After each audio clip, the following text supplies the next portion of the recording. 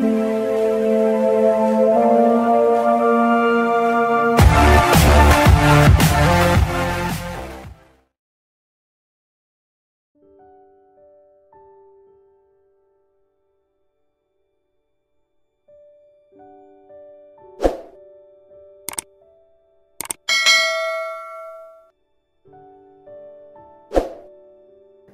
datang di channel ini, sahabat-sahabatku yang terkasih. Beberapa waktu yang lalu, Gereja Katolik baru saja merayakan peringatan arwah semua orang beriman.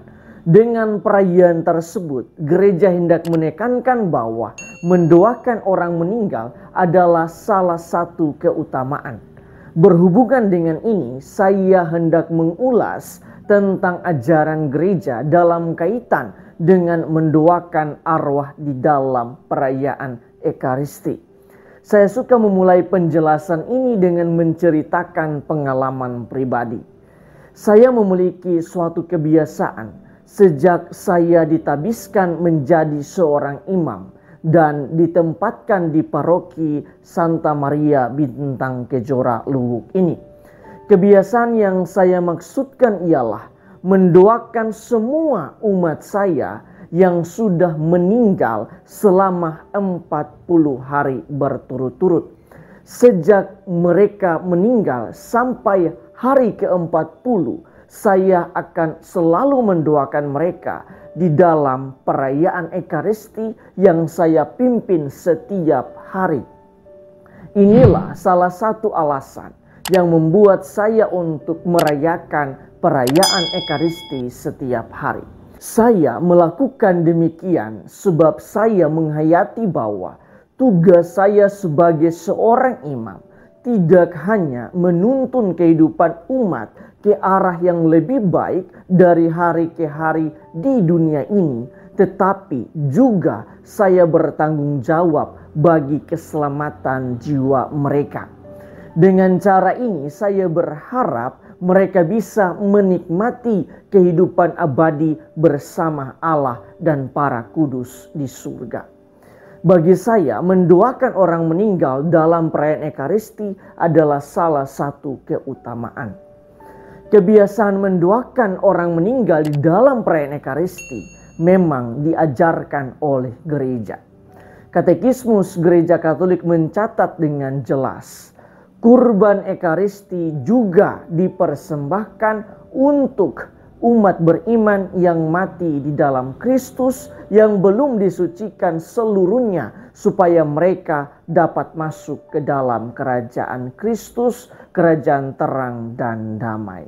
Sebelum wafatnya pada tahun 387, Santa Monica berkata kepada anaknya Santo Agustinus. Beliau mengatakan, "Kuburkanlah badan ini di mana saja ia berada. Kamu tidak perlu peduli dengannya. Hanya satu yang saya minta kepada kamu. Dimanapun kamu berada, kenangkanlah saya pada altar Tuhan." Lihat Katekismus Gereja Katolik nomor 1371. Jauh sebelumnya, Tertullian yang hidup pada tahun 155 sampai 230 juga mengajarkan untuk menyelenggarakan misa kudus untuk mendoakan mereka pada perayaan hari meninggalnya mereka setiap tahunnya. Selain itu, dalam pengajarannya tentang Ekaristi, Santo Cyril dari Yerusalem yang hidup sekitar tahun 315 juga menjelaskan tentang memasukkan doa-doa untuk jiwa orang-orang yang sudah meninggal. Sahabat-sahabatku yang terkasih, sampai di sini saya suka memberikan beberapa penegasan. Pertama, mendoakan orang meninggal dalam perayaan Ekaristi bukanlah sesuatu yang tidak berguna, tetapi justru sangat berguna bagi keselamatan orang tersebut. Ingatlah bahwa tidak semua orang meninggal dalam kesempurnaan tanpa dosa. Pasti ada yang meninggal di dalam ketidakkesempurnaan. Katekismus Gereja Katolik mengatakan, siapa yang mati dalam rahmat dan dalam persahabatan dengan Allah namun belum disucikan sepenuhnya. Memang sudah pasti akan keselamatan abadinya, tetapi ia masih harus menjalankan satu penyucian yang memperoleh kekudusan yang perlu supaya dapat masuk ke dalam kegembiraan surga. Katekismus Gereja Katolik nomor 1030. Secara sederhana dapat dikatakan seperti ini.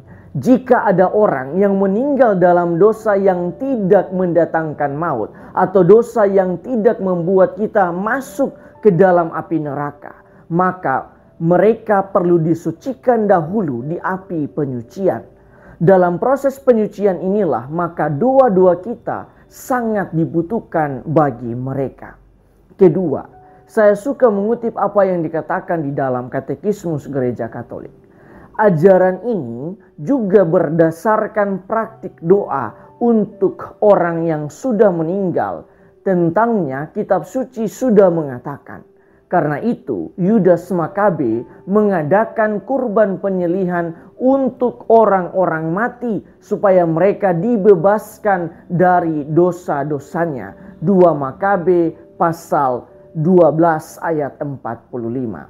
Sudah sejak zaman dahulu gereja menghargai peringatan akan orang-orang mati dan membawa doa dan terutama kurban ekaristi untuk mereka supaya mereka disucikan dan dapat memandang Allah dalam kebahagiaan.